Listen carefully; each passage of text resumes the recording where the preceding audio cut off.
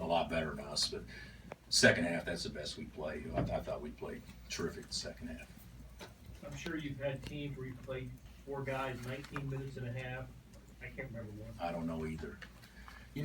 Blair, guys weren't tired. Uh,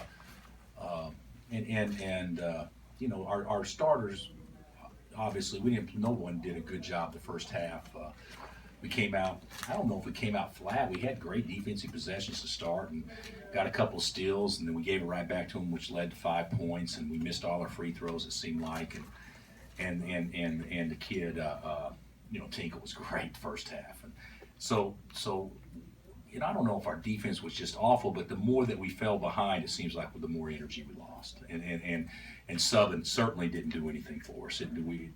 Guys when they come off the bench, obviously should provide energy and it be an uplifting thing for your team, and it wasn't at all tonight. So second half, I planned on playing everybody again, but when we got on a roll and got going good, and guys said they weren't tired, I didn't see any reason to sub. And certainly we haven't had the bench ever play like the starters played in the second half. So I know there's some kids that are disappointed because they didn't play the second half, but the reality is, we got to be better when you get an opportunity to, and give us some positive energy when you come in the game. But Frank and Devontae, what that showed me was, and Wayne, you can pressure and still stay out there the whole time, because the second half, that's the most we pressured all year long.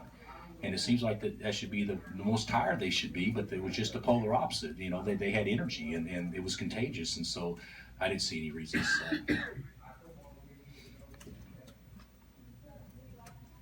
Did you let them kind of police themselves at halftime, or did you?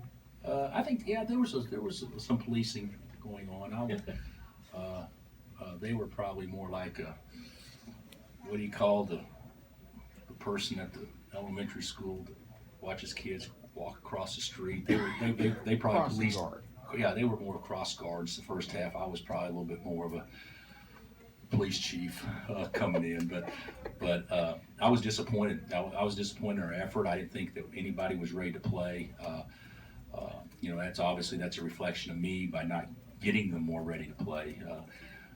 Without question, can't put it just on them. I mean, we got to do a better job of having guys ready to play. But it gets frustrating and old to me when even starters, it's the same thing for the last 2 or 3, 4 games. It's you got to beg them to get going. And the second half, I think that maybe that's the way to be is just be, hey, you don't do it, get out, and let somebody else have a chance. And the problem is, the first half, guys had chances and nobody really did it. But the second half, that they competed, but there wasn't a lot of X and O going on at halftime. How much did you talk about defense at halftime, Bill? I mean, especially perimeter defense. We talked about it, but there wasn't a lot of strategy at halftime. If you want to play, you'll play harder, you'll play with more energy, and certainly you'll play the scout report, and you'll be more focused. I mean, but it wasn't anything technical. Tinko scored 16 the first half, and he was playing the 4. So our big guys, didn't do a good job at all of getting to him, and we even started switching all ball screens with him just to give him, to put us in a situation where he couldn't pick and pop, and we actually defended him better, I'd say the last 22, 25 minutes. What's most encouraging to you about the second half? How you guys played there? Well, I don't. It's early, But this is, people get such a false sense on things no disrespect to Holy Cross or Northern Colorado or things like that. You get a false sense because that's not going to be the competitive games. And so, tonight I think I'm pretty encouraged that I know what we can do when we get behind. There's no reason to panic.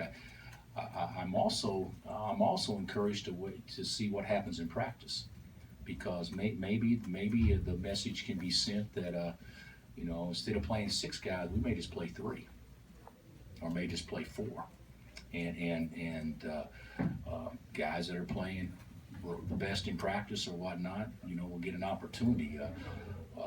certainly, I would like to be able to utilize our depth more, but you know, if we're a better team, you know, playing 3 or 4 bigs, and then I think that'll make practices a little bit more competitive too. So that should be fun. Gary Payton in the second had 38 straight games with Steele coming in. He didn't have one tonight. The team only had 2. Just kind of talk about how the team took care of the ball tonight. Well, I'm not going to say anything negative about Gary because I thought he played very well. You know, a do everything guard that goes 13, 11, and 7. I mean, that's a very. I mean, he gets above his averages basically on the 3 main categories. So. Or almost his average in scoring. So I thought he had a good night. He posterized us obviously on the play in the first half, which I'm sure I'll get a chance to see several more times in the next 24 hours on TV. But I thought he played well. But I will say this: in the second half, that's the best the ball's moved, and that's the hardest we drove it. And it seemed like to me we were one step ahead of them. Offensively than they were defensively. Like it was hard to catch up, and it's hard to get in steals and stuff like that if we're the one putting pressure on them and have them on their heels. And certainly on the flip side, when teams are doing that to us, that's obviously not a great way to play aggressive man-to-man defense. Coach, with this week ahead, you know, being finals, how do you feel from a positive standpoint, just because of the way you played the second half, or do you have to really take a summation and look at it that way? Oh no, I'll take the summation. I think that we did some good things, but finals week is, you know, it trumps everything. You know, finals and school trumps everything. So this will be a maintenance week as opposed to drive and get a better week. You know, hopefully, you always hope you improve, but you know their bodies and their heads probably won't be as alert as what they should be if we're doing what we're supposed to do academically. So this will be more of a maintain week. But I think you look at the summation is you know, depth is great. I mean, and you'd much rather have depth than not have depth. But you know, we went to the national championship game. And, you know, we played 7 guys at the most, and the only time we ever played an 8th is if there was serious foul trouble. So I mean, that doesn't mean everything. You know, we won a national championship in 08 playing 7 with Cole being our fill-in 8th, and he sometimes got in, sometimes he didn't. Right now, what I would hope to see is some separation between our bigs and who to have in the game the majority of the minutes, because it's hard when you want to give everybody a chance and everybody's about the same in practice.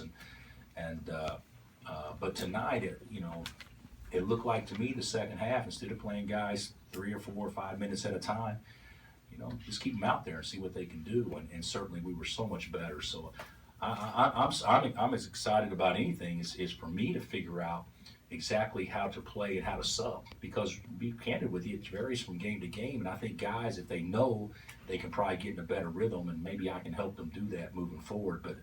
But it's a little frustrating to me not knowing exactly what to do, because every situation, it seems like, takes on a whole different personality. Hey Bill, on that note, you said you wanted to see Hunter in some extended minutes.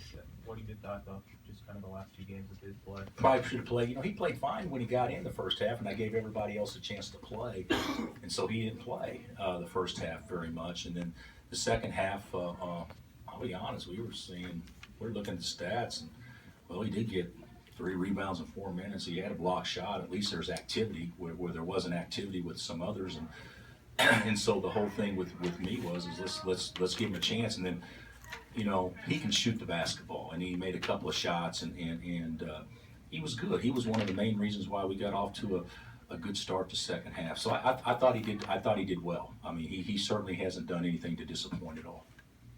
How important is Devontae's on the court energy to keep the team going? Well, if you watched, I mean, I think Devontae would probably tell you the same thing. He may have been our best player the second half, and he wasn't very, very good at all the first half. You know, shot an air ball to start the game, didn't make free throws, missed guys that were wide open. in the second half, it's like a light switch came on, and he was so aggressive and looked for others, looked for his own shot, and then defensively he created. I mean, he did an unbelievable job creating havoc. So I think both those guys are, you know, when they play like that, I'd put them up against just about anybody. The one guy you went to off the bench in the second half was Bragg. What made you choose him, and what did you like out of him when he got in there? Well, he's a,